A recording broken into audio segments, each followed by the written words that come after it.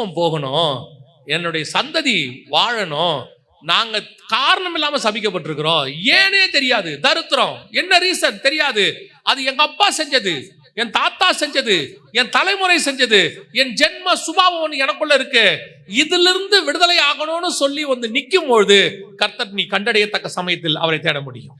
கர்த்தர் உனக்கு வெளிப்படுவார்.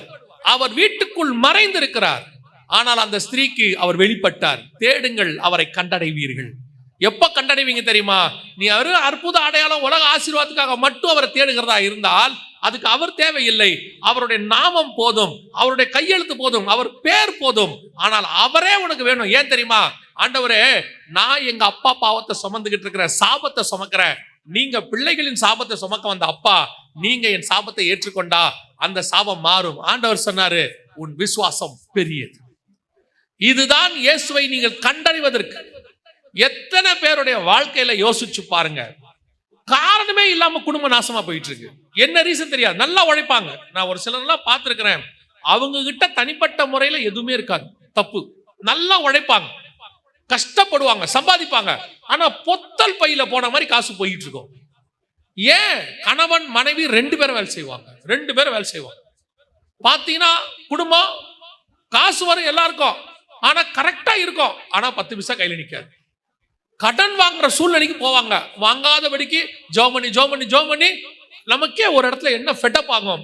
ஏன் எனக்கு இந்த மாதிரி தரித்திரம் இருக்குது? நான் நல்லா தானே, அதாவது சிகரெட் பிடிக்க மாட்டான், குடிக்க மாட்டான், ஒன்றும் கிடையாது, நல்ல ஒழுக்கமா இருப்பான், ஆனா வாழ்க்கையில் ஆசீர்வாதம் இருக்காது. என்ன சூழ்நிலை அவனுக்கு புரியாது. சில நேரங்களில உன் தாய் தகப்பனுடையது, உன்னுடையதான முற்பிதாக்களுடையதான சாபம் உன்னை நோக்கி வந்துகிட்டு இருக்கோம். நிறைய பேருக்கு அப்படி நடந்துட்டு இருக்குது. ஒரு 60-65 வயசு தாயாரை நான் மீட் பண்ணேன். என்னை பார்க்க வந்தாங்க. இந்த அம்மா வந்தபோது இந்த அம்மா வந்து எங்கிட்ட உட்காந்து பேசும்போது சொன்னாங்க, தம்பி நான் உங்ககிட்ட கொஞ்சம் தனியாக பேசணும் தம்பின்னு சொன்னாங்க. அந்த அம்மாவுடைய கூட்டு வந்த பையனுக்கு ஒரு 35-40 வயசு இருக்கும், அவனுக்கு கல்யாணம் ஆகி பிள்ளைங்க இருக்காங்க.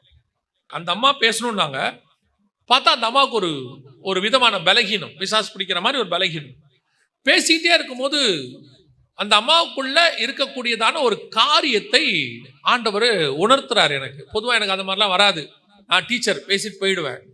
ஆனால் அந்த அம்மா கூட பேசும்போது கர்த்தர் உணர்த்துறாரு, அந்த அம்மாக்குள்ள ஒரு குறிப்பிட்டதான ஒரு பாவம், அது சாபமா மாறி நிக்குது அப்படின்னு சொல்லி. அப்போ அந்த அம்மா சொன்ன சம்பவங்கள் ஒண்ணு. இப்போ அந்த அம்மா கிட்ட, அந்த பையன்கிட்ட சொன்னேன், உங்க அம்மா கிட்ட ஒரு 5 நிமிஷம் தனியா பேசணும், அந்த எதிரில் இருக்க சோஃபால போய் உட்காரு, அங்கிருந்து பாரு, ஆனா உங்க அம்மா கிட்ட நான் கொஞ்சம் பேசணும்னு சொல்லி அந்த அம்மா கிட்ட சொன்னேன்.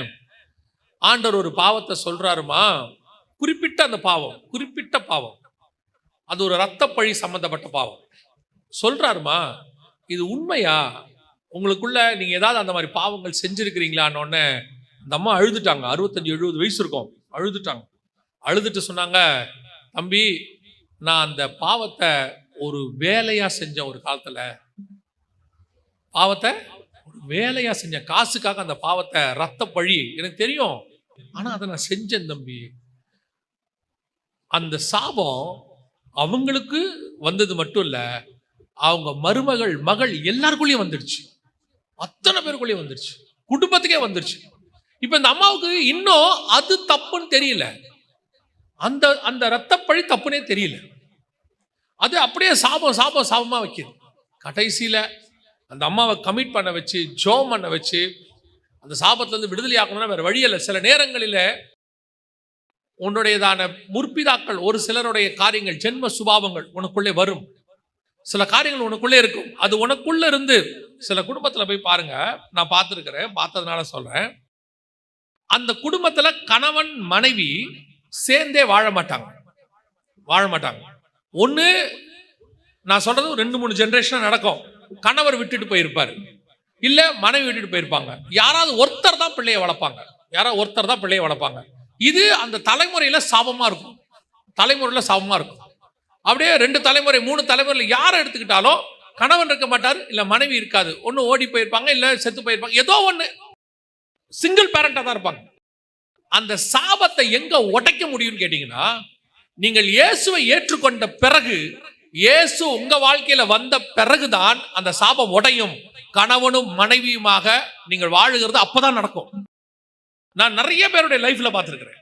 இது நான் பார்த்த ஒரு எக்ஸாம்பிள். இந்த மாதிரி நிறைய இருக்கு, நிறைய முற்பிதாக்களுடைய சாபம் நிறைய இருக்கு.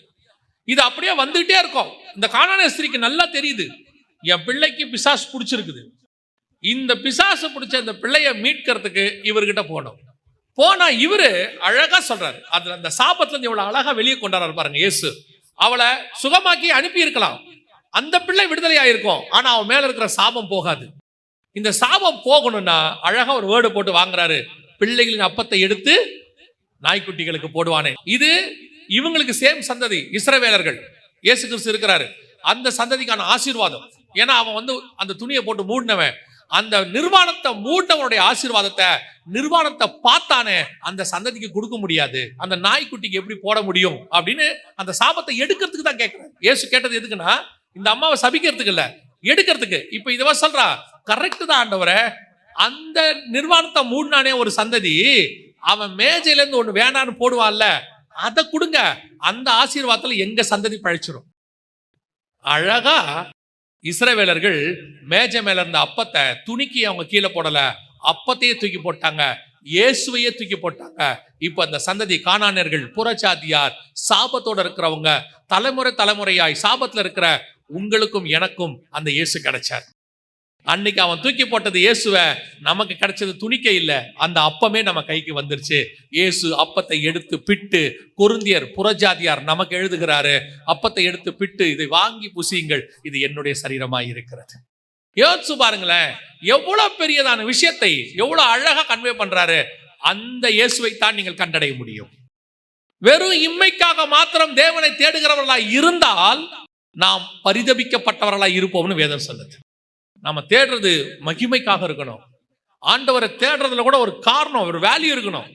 பல நேரத்தில் நம்ம ராஜா கிட்ட போய் நிற்கும் போது, எனக்கு ஒரு வீடு வாங்கி கொடுங்க, எனக்கு ஒரு கார் வாங்கி கொடுங்க, என் பிள்ளைகளுக்கு ஒரு ஃபீஸ் கட்ட கொடுங்க, இப்படி போய் நிற்கிறோம்.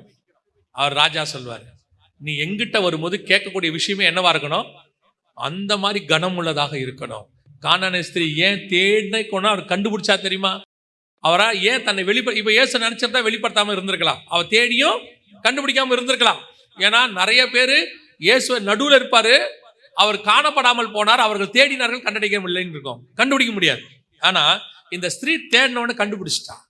அவர் போய் மறைவாய் இருந்தார், ஆனால் மறைவாய் இருக்க முடியவில்லை, அவ கண்டுபிடிச்சிட்டா. காரணம் என்ன தெரியுமா? அவ கேட்ட காரியம் அப்படிப்பட்டதான காரியம். நீங்கள் ஏன் இயேசுவை தேடுகிறீர்கள்? இப்போ இந்த விஷயத்தை எடுத்துக்கோங்க. அவங்க தேடினது அற்புத அடையாளத்துக்கு, பேதுருவின் மாமி வீட்டுல. ஆனா இவ தேடினது 2000 வருஷமா இருக்கிற சாபத்தை மாத்திர. 2000 வருஷமா எங்க அப்பா மூலமா வந்துச்சு ஒரு சாபம், ஆண்டவரே அது என் பிள்ளை வரைக்கும் வந்திருக்குது, என்னை விடுதலை ஆக்கி கொடுங்க. கர்த்தர் அப்படிப்பட்ட சாபங்களை, பாவங்களை உங்களையும் உங்கள் சந்ததியும் விட்டு நீக்குவதற்கு வல்லமை உள்ளவராய் இருக்கிறார். அல்லேலூயா.